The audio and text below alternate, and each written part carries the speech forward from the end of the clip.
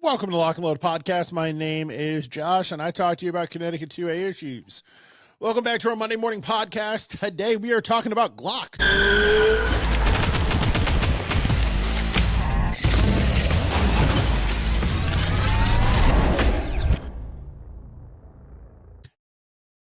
I know, that's a weird thing to talk about. Glock has discontinued 30 items, guys. And we're going to run through them, and we're going to talk about possibly why. So we got this email from our dealer at RSR the other day. Let us know that Glock is discontinuing various models. These are all in closeout, which means Glock is done with them. Some of them are on discount, some are not on discount, but we're going to go through them. We're going to talk about the sizes, the calibers, and possibly why.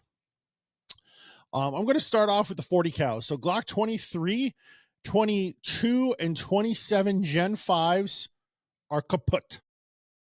Also, the Gen 3s are kaput.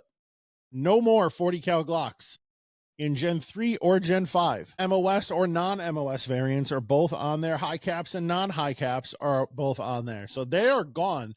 Glock has killed the 40 caliber round. Why? Now I can only speculate, but 40 cal is a dying round. You know, besides Glock, who else makes 40 cal guns? Well, Smith & Wesson makes an SD 40 2.0.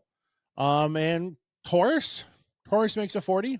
I think Smith probably makes a few other 40s. You know, Smith is also the one that came out with that 30 super carry ammo, and that didn't go well.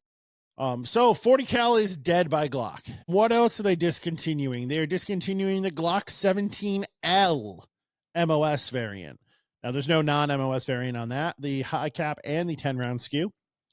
This is kind of like a Glock 34, but it uses 17 internal parts, which I think the 34 does as well. So that's an interesting thing that they're killing this one.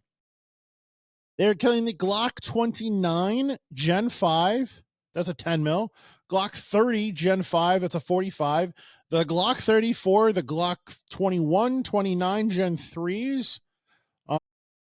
They're killing the whole set of 34s are gone. The 35 is gone. The 36 is gone. The 40 is gone. The 41 is gone. They have killed, it looks like, all of the 40s. The compact 10 mil, the full size, the long slide 10 mil is gone. That's the Glock 40 there. And some of the 9 mils. This is very interesting, guys.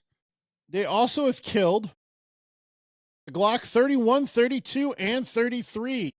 Now, if you're not familiar with that, that is the 357 SIG ammo made by SIG, shot out of a Glock. Cool round if you've never heard of it or seen it before. But I think that was the last gun that made this caliber or carried a manufacturer that made a gun to shoot this caliber. Even SIG doesn't make any guns anymore that shoot 357 SIG. Now, what is a 357 SIG? It's a 9 mil projectile on a crimped 40 caliber casing. It ballistically a very interesting round. It shoots super fast because it's got the fuel from a 40, but it's only pushing a 9 mil bullet out. But Glock was like, nope, no more. See you later. And we're done. So that is a ton of different models canceled by Glock. The Glock 19 Gen 4 is officially on closeout as well, but they're killing some Gen 5 models.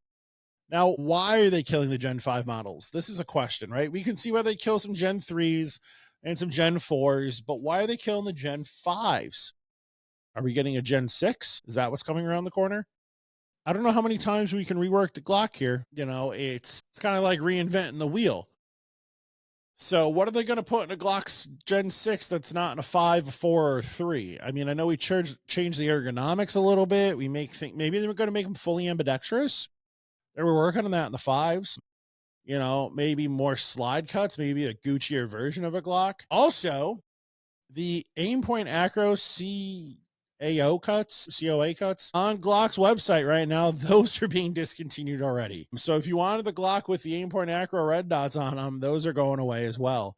I kind of called that when they first came out. I was like, this gun is way too expensive.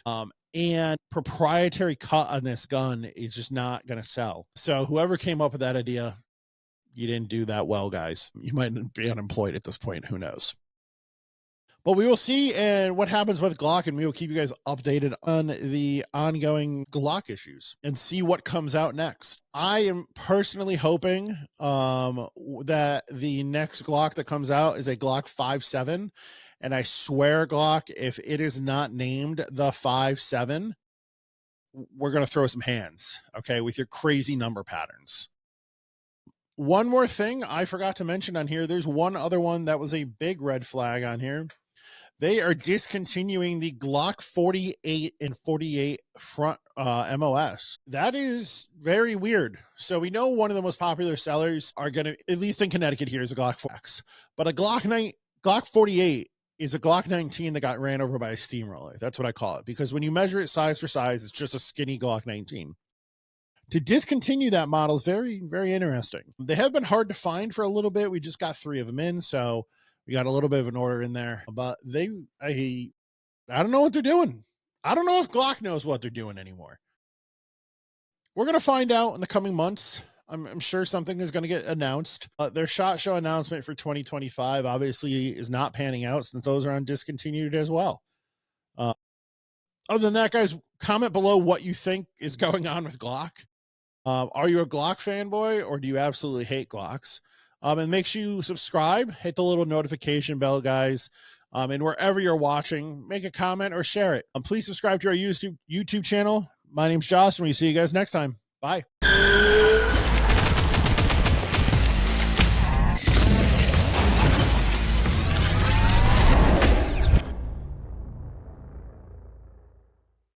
Lock and Load Podcast is sponsored by Lock and Load Firearms, Connecticut's #1 rated gun store and pistol permit class on Google. Come check us out, 1573 Meriden Waterbury Turnpike in Southington. Lock and Load Firearms. Lock and Load Podcast is also sponsored by Patriot Wear Holsters, custom-made Kydex holsters locally made in Waterbury, Connecticut. www.patriotwearholster.com and use code LNL Podcast for 10% off your purchase. Orders available for shipping or pickup at various locations.